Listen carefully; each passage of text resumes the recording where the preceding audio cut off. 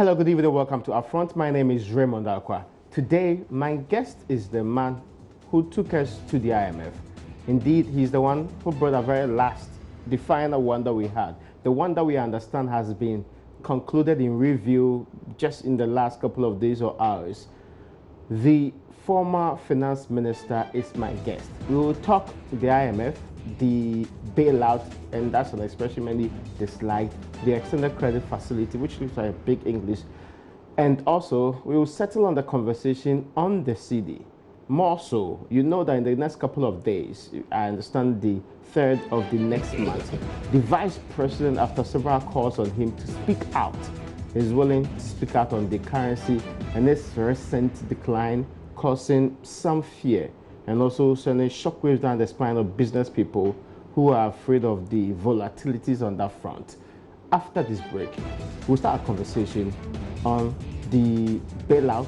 We just exited, that if you like the expression, or in this particular case, the CD, which is still enjoying some form of volatilities in comparison to what the dollar state is today.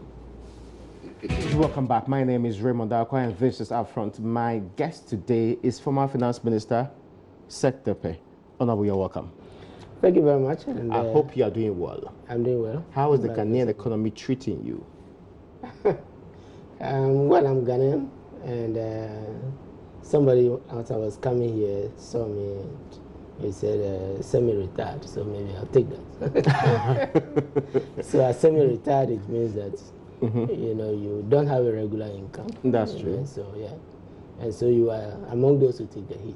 Although I do some consulting, I must say. I'm not fully. So the semi is. We would diagnose this economy in the right proportions and properly from the most recent conversation about the economy is the exchange rate problems the city is having. I thought it was a bond and the IMF. Oh, yes, the IMF and the bond are recent, but people don't really care about those as much as they care about the city. At least that's according to surveys of the Ghana people who care so much about, from importers straight to the people like Abosokai and the people like Makola. They really are more concentrating on the city. We'll talk about that, but the bond and also the recent IMF move, and some say this is the last war to end all wars. You know, U.S. President Woodrow Wilson said that about the First World War, and we had the Second World War after, not long after he said that. So I'm just wondering whether we are going to have in the coming years, months, or weeks, 17 program with the IMF in any case. That's something that I should be asking you about too. But I was saying, but the three things are related. In terms of the preoccupation is with the currency and its devaluation. But when you take the bond, there is a forex flow that is going to come with it. When you take the IMF program, I think the statement said the last tranche will be released, which means that, and these are all some of the flows, if you recall, which both the governor and the minister, you know, for finance indicated as, you know, flows that would come in to alleviate the problem of the city. As the last set of options we have to make sure that the city is improved in any way that we want it to be. I don't think it's new, actually, because as someone who who did 4 bonds in the past, although I must say that I took issue with the perception that you are issuing the bond, you know, to generate forex. I took a view, firm view, and it's in the it's in our debt management policy, particularly the self-financing, that as much as possible we will direct, you know, such funds into projects that would generate forex to pay for the facility. And so productive ventures. Productive ventures. So under the self-financing, a prime example was the loan, the CDB loan for Trouble Gas. The loan paid only 85%. And it was the 2013 and 2014 bonds, parts of those bonds, that were used to pay the 15%. With a view to first matching tenor. What that means is we were not using, the tenor means the maturity date. The CDB facility was 10 to 15 years.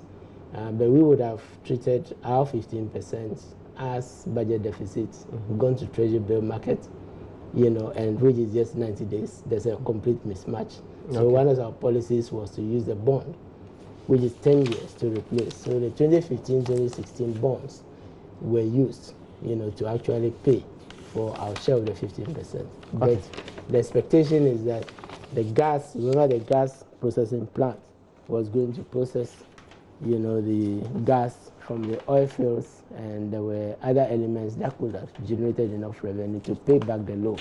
And that's our primary, purpose. It's interesting, but let me, because you started talking about the bonds, and of course, our most recent one, the most important one we're conversing about is the 3 billion one. Yes. And this particular 3 billion one, I looked for, and I got the report of the Finance Committee on the government's request for the approval of the 2019 bond issuance program. Of course, I mean, this was the Parliament's own report. Public document. Yes. This republic is difficult to get any public documents. I think if you go to Parliament, if you go to a parliamentary library, you'll get it. Oh, I see. Yes. So one of the things that captured my attention is I looked at what the money will be used for, and it talked about policy priorities and programs for the 2019 one, and it lists, for example, the biggest amount in there will be used for what's liability management. Yeah, we did liability management. Yes. I mean, this is the irony of the situation. Many of these issues were being criticized, but I don't think we want to put that, because I did make a comment that for me, the most important thing about what we are doing, is that it is sustaining some policies. Not just from, I would say, my bond era, but in actual fact, we built on, either the Banri Edo or is it Safomafo, first sovereign bond. And we use some of that expertise, particularly Dr. Sam Mensah. So yes. I've just been looking at liability management is 7.2 billion. And if you go down, the other amount of money is involved. The National Identification Authority is getting some of these. Is this productive or consumption? Well, let's talk about liability management. Liability management, what it means is we did that particularly with the 2015 bond, which was used exclusively, to refinance, to take off other bonds. At the time, you recall, you don't borrow to pay debt. But we had a combination of policies. One, we were holding bonds that were short-term. For example, we used $500 million US or 550 of our own oil revenue to take off the first sovereign bond, and it was left with 250. So what we did was those who were holding some of those who were holding that bond and other bonds, we exchanged. That's what liability management means. So we turned them from short-term bonds together with some domestic bonds and others and pushed them out under the 2015 for 15 years. But the most important thing is that you don't wait for 15 years, because we waited for 10 years. And then we saw the first sovereign bond catching up with us. And so we set up the sinking fund. So, and that is my regret that we are not doing buybacks, because when you stretch it out 15 years, then you redeem annually, because 1.1 billion, or let's say 1.5 billion bond is 100 million annually. And the petroleum revenue, the sinking fund at the time was bringing, based on one field, was bringing in approximately 300 million US dollars into the sinking fund from the stabilization fund. And so that's how come we're able to buy. So if we were to continue, we would have used 300 million approximately, and now with 10 field and Sankofa, it is more. So we could have taken off more of the old bonds, and that means that the idea is to pay lesser rate, because the markets know that you have an instrument for paying for the bond, rather than waiting for 10, 15 years. There's a question about what happened to the 800 million supposed to be in that sinking fund. What did you use it for? No, our portion we used, as I said, we didn't get 800 million. It was after. That's what I'm saying. What we used for is what I'm explaining. We used 500, and by the time we were leaving office, we had used 336 million of that sinking fund, which we established in 2014-2015 budget, by capping the stabilization fund to pay off, 336 million of part of the 336 million portion of 750 million sovereign bond, the first sovereign bond. Otherwise, we would have waited till 2017. Now, the balance, and then we refinanced 250. So the balance left was about 200 million. And what we did was we left enough money I believe, a little more than about 250 million, for the current administration to use on October 4th, when the bond matured. And it was taken off quietly. There wasn't much of an announcement. I think I wrote an article on it. So that's how come we say Ghanaians use our own oil revenue for the first time to take, such a massive amount of the bond. Yeah. And as I was explaining, the sinking fund was to be accumulating, so that we would have taken off, because remember we did 3 more bonds. Yeah. Which amounted to, I think it was 750, let's say approximately 2 billion. Yeah. So if you have, let's say even 250 million coming in, and you have 2 billion, that means that 8 billion divided by 2 billion divided by 250, that is within 8 years you should be able to take off the 3 or 4, and then you don't. Or with that money you can go to the market and refinance at a lower rate, because you have the option of saying, I have the money, either you refinance and you reduce my temp. That's the point we were making, that about our 10.75. Okay. That with the sinking fund, I have the option of saying, well, you may want to extend after 5 years and take money and lower the rate, or it goes to 10 and I accumulate money and take it off. I'm not going to repeat the 10.75. Okay, that's interesting. Yes. But Abi, the question I was asking is about, is there evidence to suggest specifically what this government has used post your time, the monies accruing into the sinking fund for? No, I think I've written that, as far as I know, I've checked the public PIAC report, I've checked the petroleum report, and even there's less reporting of the sinking fund. My guess is, let me use my experience. When the oil prices fell, remember in 2014, 2015, yeah. We went to Parliament, yeah, to reduce expenditure, because we're getting less revenue. We still had a deficit, not 10.3, which I take issue with. You know that, yeah, because there was of course, I mean, you mentioned it was never going to be. It was never 10.3 or 9.3, okay. And I would insist that it is never 10 points, and we can discuss that maybe later on. Yeah. And I'll, maybe on a separate program. Why I say that, yes. But what I'm saying is we. Sorry, I just lost my trend. Okay. No. So the 800 million, I was expecting to see. It wasn't in those 2 reports. Now, yes, I'm saying, given my experience, around that time we were under pressure to sweep the money from Bank of Ghana, yeah, right, and use it to reduce the deficit. And the complaint. But that would have meant that I'm taking the oil revenue. We have entered, because most of our expenditure was consumption. Remember, we had bonds, we had the infrastructure fund, and so we were financing the capex. Yeah. So it means that my deficit is basically consumption. Yeah. And I'm being requested to take money which I wanted to use for debt management, to pay for consumption. We refused. Actually part of it was swept. So my suspicion is that, and I don't have it for sure, but we'll see if there are better reports from Bank of Ghana, which is custodian, and others will be monitoring.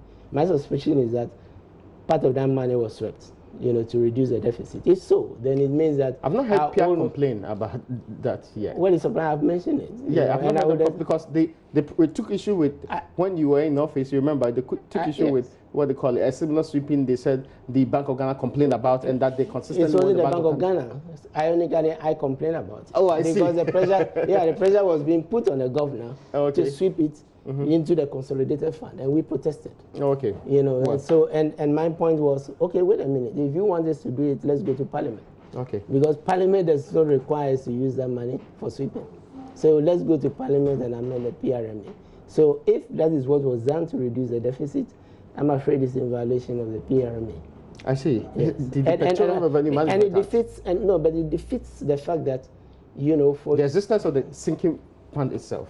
Yeah, if you use the sinking fund to reduce the deficit, yeah, it defeats the objective for setting the sinking fund, yeah, which is to manage debt, because you would have, deficits.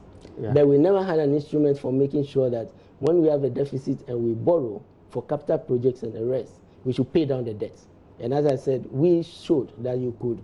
Yeah, but remember this. Is it not strange that after that, and I've been trying to check budgets, I've been trying to check petroleum revenue report. The last time it was reported was in the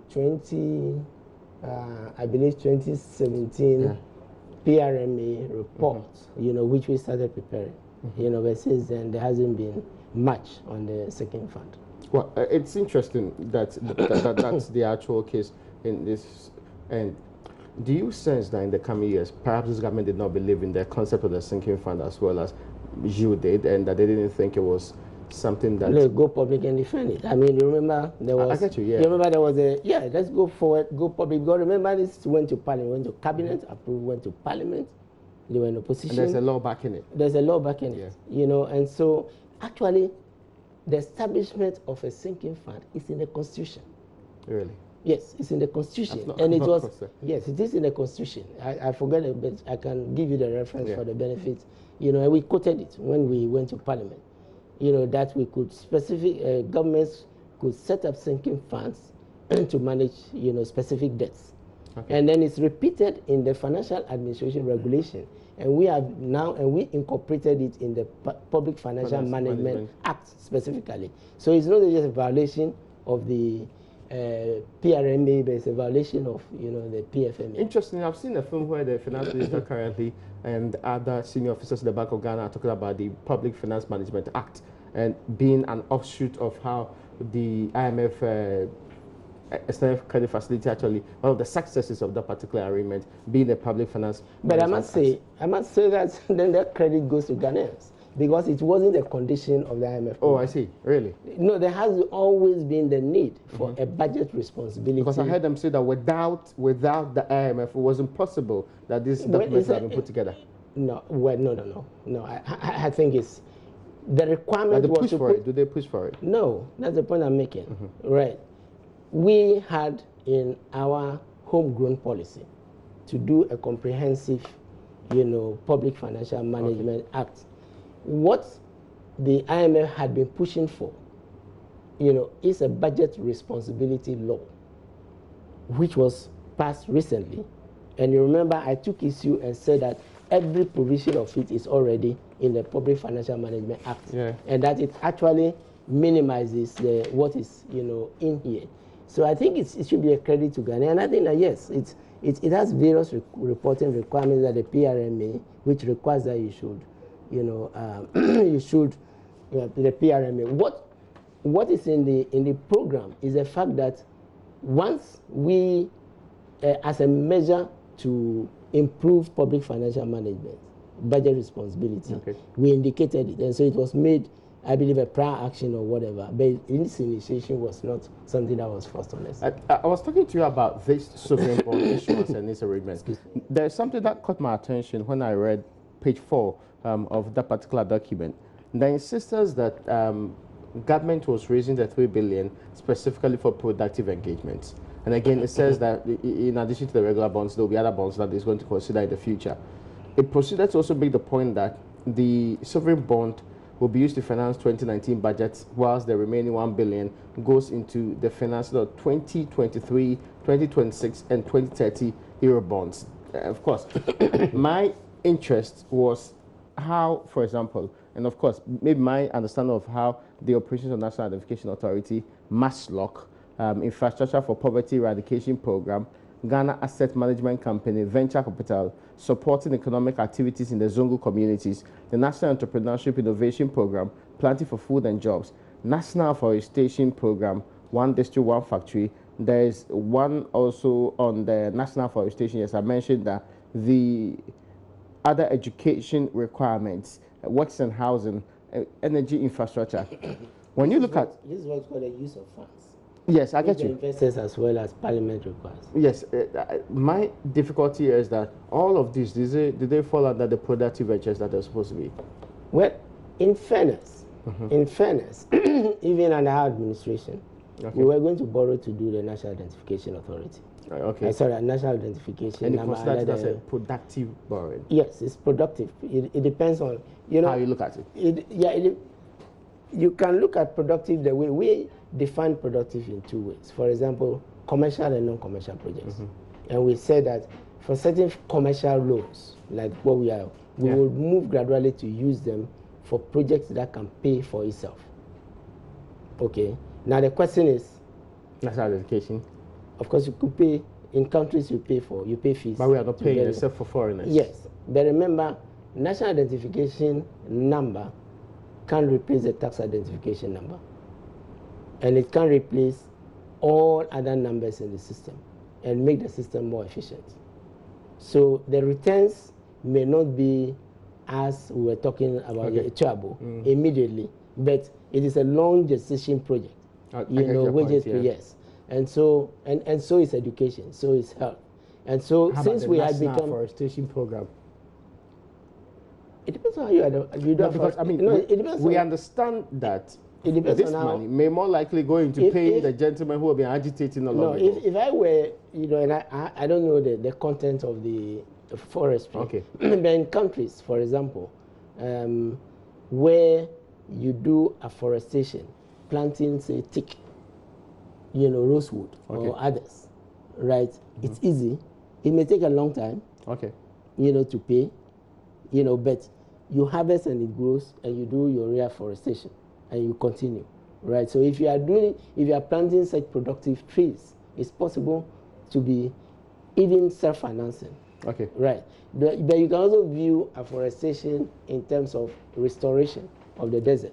Okay. And bringing back our forests and bringing up food production. So I think it's a debate which I view this from the perspective that as a middle income country, we are going to lose access to concessional financing and to grants.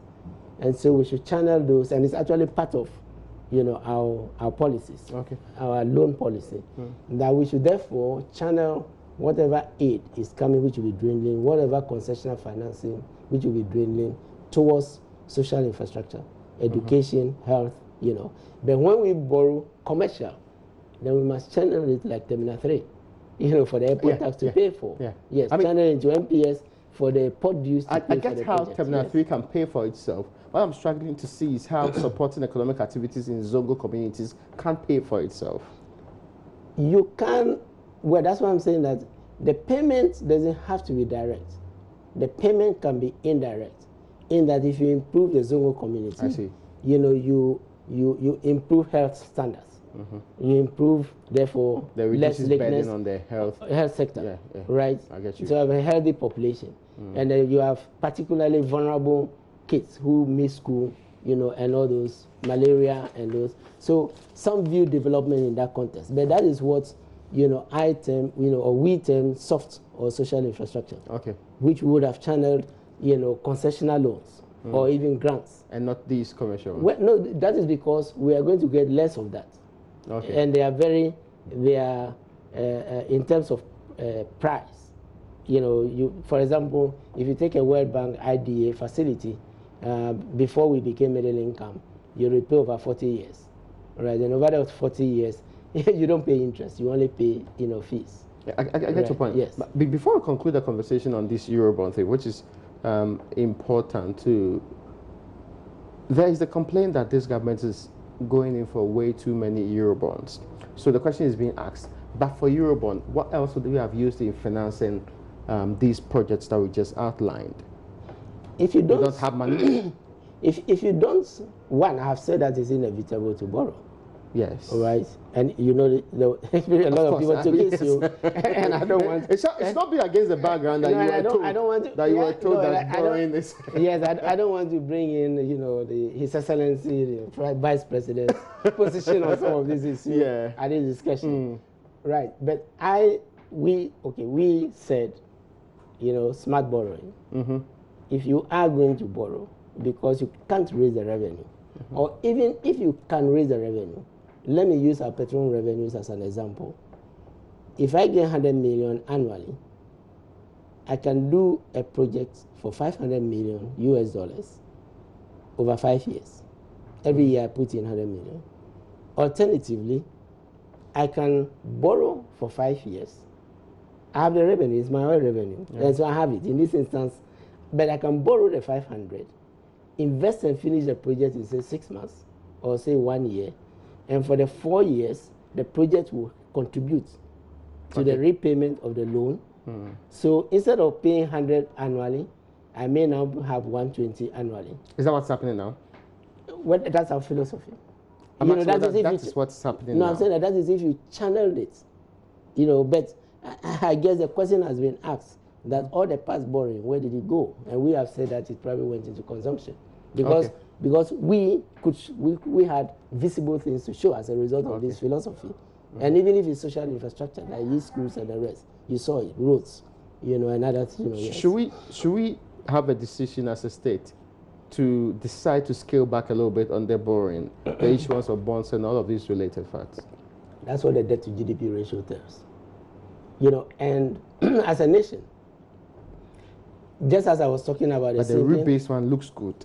The rebase one looks lower. It looks nice. It looks appreciable. No, it's around the 50s. It's not as dangerous as many would want to make it look like. But if you take the fiscal, the impact of if you take the impact of rebasing on the entire fiscal, remember you're studying the fiscal with revenue.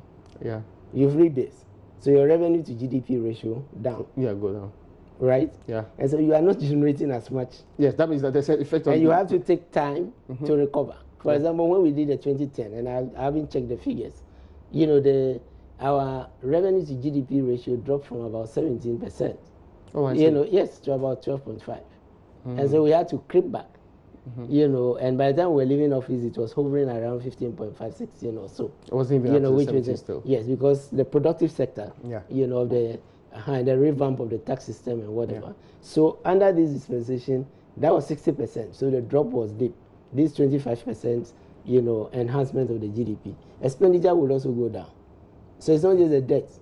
So often we look at the debt, but the point I'm making is that there are other indices that are also dropping either positively or negatively. So it's the net impact of the rebasing. That's that has to be considered, yes. Yes. So, the question I was asking connected to this is, if you're not going out there to borrow, if you're not going out there to issue bonds and all of this, where would you get money to do all the big things you want to do? That's what makes bond. One district, one factory. The provision of dams, provision of all the things under the IPEP, there's a poverty reduction program the government has under the Ministry of Special Development Initiative, which is supposed to make sure that various communities have what they need at the various levels. And this is also part of the things that Well, we have said that this is not fiscally sustainable, and you can look to other places for evidence that it's not fiscally sustainable. As for example, that the projects, in addition to, remember, others like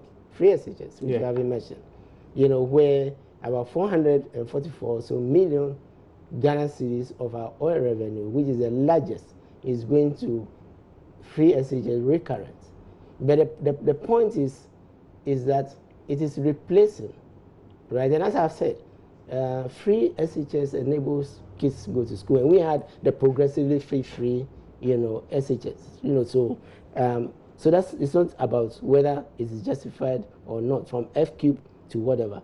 But for example, should you replace private expenditure, right, for those who society have also sent to school, like you and me, free tuition for our kids when you are capable of paying, right? And that is less targeting. So you are then replacing, in addition to what you have mentioned, you are replacing private expenditure, right, which used to be private, and putting it on the budget. And it adds to this. And this is the sense in which we say it's not fiscally. But by the way, it hasn't relieved the parents. You don't always speak like a politician, but you are a politician. If a politician makes promises... you are retired. Okay, so a politician... I thought the points I was making were the politics of the budget. Okay, now I'm saying here that for a politician, you've made promises, free SHS, one district, one factory. You made promises to provide dams. You made promises to provide boreholes across the country, to alleviate poverty in a substantial form. Let me tell you what you can't make fiscal constraints and reason in 2020 and ask for votes as a result of that. No, let me tell you what we should do. If we had a sitting president who was restrained, right, in matching these promises, right, and this is not just my view, but a view of an MP, prominent MPP member. What did that president know? And what is it that the other candidate ought to know? right, in being circumspect, in making some of these promises? How come, we had, oil revenues of 164 million US dollars, and 2018, as of September, we have 784 million US dollars. Okay. Right? And how can we still have the tightness in the economy? Last year was 300, million US dollars. Yeah. So where is the money? That's why I'm saying that you have to look to where the money is going. Substitution, and is it desirable? Right? So what I'm saying is, what we should be moving forward to is probably what the United States has and what other countries have, which is called unfunded mandates. If you are going to say, I am going to do this, when you come to office, you should produce the revenue. You shouldn't take oil revenue. You shouldn't take statutory funds. You shouldn't. And you should borrow. Remember, that's the reason, I believe, the wall is not built in the U.S. Yeah, because they're insisting that they will not give you money the money? Else, yeah. Exactly. No, that they won't give you money. There's a law that says that this is the pattern of our expenditure. And if you are going to add to it, especially when you have reduced taxes, then you must show where you are going to get the money from. Because you can't cut. So, for example, you couldn't have cut statutory funds. Right? I was quoted, but we were going to, we were not going to cut. We were going to transfer it and substitute. But they capped it. Yeah, they capped it, took it, and we believe some of it has gone into priority. If you look at the appendix. Yes. Exactly. Like free so that and exactly. So that wouldn't have been possible. What? And therefore, and under the circumstances that revenue is not coming in after the tax cut, we all know it, which is why we were so welcoming of the 750 million US dollars, bridging facility. It only meant that there was a gap. I get your point. I just want to be clear on this one. You are in opposition. It should have been here. Would you? Yeah, of course, because that would have explained President Mahama's, restraint. Okay, saying yes, because we had passed this and we wanted to, or that would have, explained his, the restraint of the 7 million. And, there was an offset. Another example, excuse me, that's another example. When you do an offset, when you say I left 7 million and you do an offset of 5 million and you reduce the deficit, by the way, the financing did not change. Right. Yes, of course. The financing, yes. Financing, there's nothing in the financing that shows that you paid 5 million. Okay. And yet the deficit went down. How did you pay? That means some money should have come from someone to pay. Yeah. And it should be in the financing. Okay. And it didn't show. Okay. Right? So you deferred it. Yeah, you. And today, that is why we are doing things like factoring and the rest to pay the same, contractors whose debt was supposed to have been paid in 2017. Yes, that's also another confusing thing that some of us could not. So we tracked payments that were told payments. The indication was that they were cleared. You heard some of these contractors, and some of us even felt that maybe they were in different batches and dealt with differently. How was this possible? You do a lot of investigation. You can let your... And let me tell you, the way I want it. Luckily, the Auditor General, audits the public account. Audited it. Yeah, okay. The 7 billion I was supposed to, he audited it. And there's a report listing all the projects, which, by the way, we had listed as a means of moving to semi-accrual so that we stop, ministries awarding contracts beyond their budget. That was the objective. But if you say it's arrears, so you may want to ask the controller, ask the Auditor General. When was this where was this? Of course, no. Show in the gift miss that it was paid. Because when you pay, you should go through the gift miss. That's interesting. It's a question that's not. I'm saying that's how you prove it. So now, if anybody says, if the government says I'm lying or whatever, then this is the way to, because the list is there. In fact, we publish it. There's something I've seen in the last couple of years.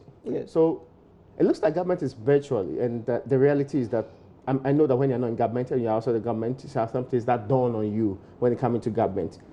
It looks like government is virtually backtracking on some of the things that I said, borrowing, for example, and what you should use the money for. Well, it's a complete backtrack. There's no question about it. It looks like government is backtracking on some of these policies. Yes, of course, and even the IMF has it. I listened to the interview on Bloomberg, right? And if you go back again and read the bullish nature of the 2019 budget, we said we were leaving. Yes. It didn't mention Article 4 consultation and how we're going to. And remember, I kept saying that we are exiting the program. We are not exiting our membership of the IMF. The IMF, yeah. So if you listen to the interview, you may want to play for your audience. Yeah, and you will see a certain backtracking, I think which is saying that we recognize... Clarify this position. Why was it clarified in the 2019 budget? But I think this is a clarified position. No, I mean, why wasn't it clarified? Because that is where the final statement was being made. I get you. And why wasn't it clarified as later the State of the Nation address? Because this is Gazette for us. It's Ghana as it in IMF. Gazette if you want, yes. Right. I doubt if that was the position that they really wanted to know, whether they were living for good or... No, but it's the reality that is drawn in now that, hey, wait a minute, we are exiting IMF programs, but as members of the IMF, we have Article 4 obligations. And still have to follow them. And still have to follow them. Well, Honorable, let me take a break. When I come from this break, we continue our conversation with the Finance Minister, former of this Republic of Ghana. Of course, we've been talking about the current Finance Minister, so of course it makes sense to actually make reference to that too. What we've been talking about first is our bond issue on 3 billion, oversubscribed 3 billion. That needs to be emphasized because government officials have done so very much. So the oversubscribed 3 billion is one of the issues that we are discussing. And we moved on to start conversations on the new things that's happened. The Ghana's exit of the extended credit facility, that is the IMF bailout, and not an exit of the IMF in and of itself. After the break, we'll continue our conversation.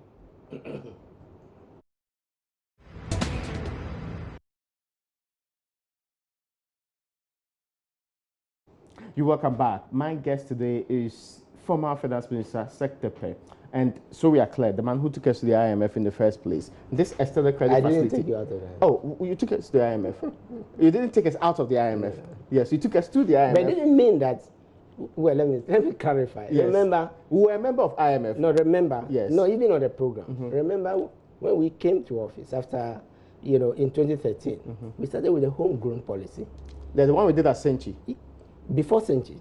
And so we took the homegrown, was debated in Senchi. Oh, okay. Yes. I get you. And it was realized that the constraints facing the economy, was too much for us not to have done an IMF program.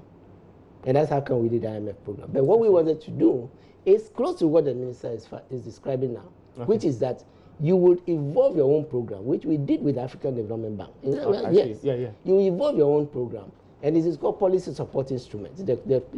So you say to the fund, this is my policies. This is where I want to go. As the minister said, I am not borrowing. I am not taking, money. But you can come under Article 4, to consider, to look at it. And then tell the markets, tell everybody whether I'm doing well or not. I'm doing well or not. Yes. Yeah. Okay. And if at any time, we face such shocks as we face with the currency, with a drought, because we have all these conditions. You can still come back to you. You can still come back to you. But then you do it like Ireland, like Portugal, like Spain. Remember, these are advanced countries. Yeah.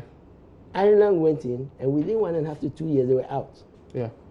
Because they implemented their own severe policy, critical. So that was the PSI. So that's the PSI. Okay, it's interesting. So that was the option that we had, and probably that is what we would have been promoting at this time, which I believe is precisely what is being seeking to do with the IMF. Yeah. So, for example, under this PSI, some of the things that people talked about. By the way, the African countries with PSI, Kenya, Rwanda, and others. Oh, yeah, interesting. Yeah. Now, the people who complained about going to the IMF, I heard Sami Nkrumah say that we're not going to make any change with the IMF. Others even said that you are going to destroy the economy further with going to the IMF. As we speak today, is there justification for the decision to go to the IMF? Well, there is justification, I would say. And I always say that the result of the austerity and others which we remember in our homegrown policy which we implement was that Ghana did not go into recession. Okay. Yeah, remember, there are big names that went into recession. That went into recession when the oil prices fell. That's true. But we had already learned to live within, our means, and with additional oil revenue, we were just about, moving towards, balancing before the crude oil prices fell in 2015 and 2016. Our seatbelts too hard, on hindsight? Well, you can blame it, right? You can blame it on the IMF. Okay. Or let us be realistic. What about single spine? What about, subsidies? which took a lot of the resources away true. from other sectors. That's true. Which were the very things, the pressures and the lack of resources for other, which is what actually took us into the... Because the claim was that you were paying people, they're not doing anything in the offices. There were public servants who went to the office, who demanded more pay, and it was that working. You know, it was that rationalization of the salaries. That squeezed the space. Yes. No, because the implementation did not go according to the pilot. I think people miss that point. Really? Yes. Now, third point, I mentioned subsidy, remember that in 2012, in the middle of the debate, there was a rupture of the gas pipeline from Nigeria. Yeah, bringing its energy crisis on board in the coming years. Which for 2.5 years before, and I'm glad you are saying bringing the energy crisis that we face, and the domestic economy going down, and in spite of all this, we did not go into recession, you know, because of the right. And I'm glad that we are not using that one word, doom so, because we use that one word and another word, incompetence, to make it look like it was a question of, you know, a choice for the government. The executive president of this republic said that. The vice president consistently repeated that it was purely a matter of incompetence of the management of the economy. Fine, I made a point. I think it's showing now whether, because as I said, with the oil prices rebounding, with oil output rebounding, with gas from Tenfield and Sankofa, how come we are having the problems? Oh, they say there are technical faults. There are blips in the, what they call it, provision of the power. Blips. Well, there are worse blips than the rupture of a pipeline, worse blips than single spine, and of course you have free SHS and the rest, which is self-inflicted. You know, no, I don't think that should be sufficient excuse at all. But you can't say that the current difficulties are out of incompetence. You can't, can you? I wouldn't use such a language. I was trying to find a form you can do so. I have said, and I believe it was on your program, that I said for the first time that I would have expected the economy to perform better than it is doing today. Okay, and I still maintain on that. I still maintain that, yes. Now, I still insist on that. I'm actually because the numbers speak for itself. Yes. Now, one of the things that many people believe the IMF program brought on board is the purported announcement of some sort of a freeze on employment. It was a net freeze. Net freeze, which meant that you only replace workers. You're not going to recruit new people. New people. But Evans, did you notice a contradiction in what we are saying now? You just said that the single spine ended up paying what, public servants who were not working. Yeah. Right? So what do you do if you have... But it's not the same when you have a teacher. But we didn't cut. What we said was that the public servant has a size, a certain size, you know, which is, you know, determined by job description and job grades and others. And therefore, we will maintain that size until the economy grows and requires more public servants. By the way, it's not a new policy. Go back to all the 16 programs before. Net freeze has always been there. And public sector productivity has always been in our programs. Why? Because wages constitutes the largest item, you know, single item on the compensation, you know, the budget. So you can't do austerity, you can't do, you know, reforms without looking at it. So, but it comes with other things like the HRMIS that we did, but with the payroll reforms that we did, exactly. Because those are the more structural ways in which to resolve them. Will the floodgates be open now? Can we employ as many as we want now? Well, we have NAPCO. Are they being paid? Yes, they have been paid. I'm told 700 cedi per person. But they have complained about not being paid as consistently. We just spoke about, you know, saying you've paid people and you are deferring their arrears. When you haven't done it. So the people complained that for the last 4 or so months, they've not received money. Yeah, precisely. They were talking to us about those ones. Yes, that's my point. That's my point. So that means you still need money to deploy these programs. No, you see, I am not against employment. Let's correct it. You're right. But what is our approach? If you build roads, right? If you borrow smartly and you build infrastructure, can you imagine how many people were employed for Terminal 3? Has anybody thought of it? Yes. Can you imagine how many people were built under the Cocoa Road project? Can you imagine how many? And I'm not talking about just, you know, low-income workers, engineers, like those subcontractors, labor-intensive works. Can you imagine how many jobs we created from the e-schools?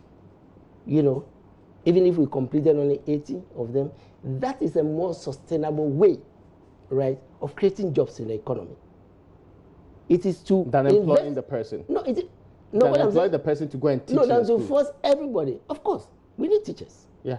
But than forcing everybody to be recruited in the public service. Okay. Once you finish I get your point. Exactly. Once you finish school, your expectation, right? But there are people who would rather work for a contractor, a well-known contractor, who would rather work for, you know, a subcontractor or that kind of thing, you know, and have a sustainable employment. After private sector is doing well, you know, in many respects. I get you. Yes. Now, so I'm saying that the more sustainable way of creating jobs is to invest in the real sector and to enable the private sector to invest more, such as our initiative on Exim Bank, which would have provided, you know, it wasn't meant for domestic financing, you know, just because a political promise is not being met, you know, no, it was meant to boost exports and to ring fence the export revenue, like Cocoa Board does, to generate more jobs. We'll talk about CD in a second. I want you to tell me, for you, the IMF program, if he were to be finance minister again, under the same circumstances, would have gone to the IMF? I've said it. We would have done a PSI. Why? Because we... Not standard credit facility? No, PSI. Okay. This is what we wanted to do. And let me give you the reasons, right? And we had it laid out. Okay. The reason being that, and remember I spoke about the prospects for the economy. Yeah. We were not going to do, you know, an exit on the roofs, right? Yeah. Because remember already in 2013, I had sounded that Ghana had become a middle income country. It's in the 2013 budget. That's it. And that the imperative is for us, because we are going to lose also to begin to change the structure of the economy. So beyond aid is an imperative. It's not a slogan. Okay. It's an imperative. But what we laid out was that we were then going to approach the fund with a policy support instrument. And we were confident that, you know, with our measured, you know, response to things like free SHS and the rest, we wouldn't have that tightness in the budget again. Remember, we had created a sinking fund. We had successfully taken, you know, from our own 500 million, and that is from one oil field. Okay, yeah. Right. So with 3 oil fields and more to come, we were convinced that we were on the path to managing debt. We were on the path, you know, the arrears program, introducing the accounts payable and bringing this excess, you know, over budgeting that was taking place in the ministries. And so, yes, we were confident that we would have gradually managed our own affairs. Okay. But being members of the IMF and the World Bank, we would have retained our right to go there at any time, because that is the only institution where you can go when you are facing as a developing country. Will we ever go back to the IMF? If we manage well, as I believe we would have done, we wouldn't go back to them in the traditional sense. Okay. Okay. In the traditional sense. But that's the sense I'm talking about. But I'm saying that the IMF is like your central bank to the domestic banks. Yes, lend of last resort. Lend of last resort. And I'm saying for developing countries, right, the only institution that comes next to it, our own, is the African Development Bank. So if the African Development Bank is able to develop its monetary wing, but even the African Development Bank is not going to give you money and say, go and mismanage. That's true. Yes. But the question I'm asking you is that, from the way the economy is being managed currently by the current government, are we heading the path that we are more likely to end up with the IMF next year, 2 or 3 years? I think we are moving on an unsustainable path, given the expenditure. It's unsustainable. And it's unsustainable. And if the solution is to be borrowing for, you know, for deficits and others, yeah, it's unsustainable. I believe that. Can we head there to the IMF? We could be there, based on not just based on, you know, less efficient management of the economy, but it could be based on the net shock. Yes. You know, that so if the commodities decline massively. But not if we build buffers. You know, and you remember we were building buffers. And that's why building buffers now? Well, some of it, because it's in law, we are building them. The stabilization fund, we are building it's still buffers. There, of course. Yes. I mean. You know, but we are not building buffers like the infrastructure fund, which is the fund that we would have used from oil revenue to leverage the markets to borrow. Part of this bond would have been done by the infrastructure fund. Oh, okay. That's interesting. That is how. But what's happening to the infrastructure fund as we speak? It's not being funded. It's not being funded? Yeah, it's not being funded. And yet we have an infrastructure gap, a huge one. Of course it is. One. It's interesting. But there's everything to show that the infrastructure fund, because remember, about 30 million of the infrastructure fund went into Terminal 3. And it was going to do the airport 2, you know, and others. Yeah. I have a question on the city. Is this government managing the currency right? Let me repeat.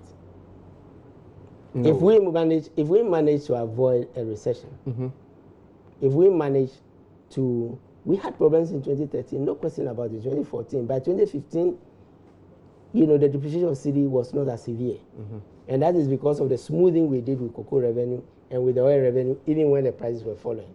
And I believe we would have been doing better, you know, with what, 5-fold increase in oil revenue. Yes. From where we left off. That's true. Obviously, yes. So I expect more. That's why I keep saying I do expect more. So I'm asking the question again. Yes. Is the city being managed properly as we speak? You want to ask a man in the streets? No, I'm asking you for a simple reason. Well, we've had some very sharp depreciation over the period. That's shocking everybody. Yes, and I'm saying it shouldn't have been the case given the additional revenues that were flows of forex that was coming into the economy. For example, our net international, what they call it, reserve was about 3.4 billion. That is what government tells us. Remember, it includes the buffers. Yes. It includes our buffers. That one too is part of it. Of course, yes. So that will be lower without those ones. Of course, yes. And probably that may be one of the reasons I don't have it because there's no report why we couldn't do buybacks from the second fund. We have one more week. The finance minister said the next week we will have the city coming back to action. Which has always happened when you do a bond. Okay. When you complete an IMF program, the program, if you read the document you have, I think it says that there will be a release of, you know, some funds. Yeah, 900. No, it's not 900. Actually, it's 200 and yes, it's actually 185. Yes, the last tranche. Yes. You know, of the, so that's going to come, and then pretty soon the cocoa money is going to come. So you can predict. Anybody can predict, and that it will get better. That will get better. But that has always happened anyway. After the, you know, yes. We should do this conversation again. We should talk about the other things we couldn't talk about, which includes how to turn around the economy with EXIM and other things. Maybe in the future. We're talking too much. But folks, that's where we tie the nine tables on today's edition of Upfront. My name is Raymond Dakwa. My guest is former Finance Minister Sektepe. We hope you enjoy the show.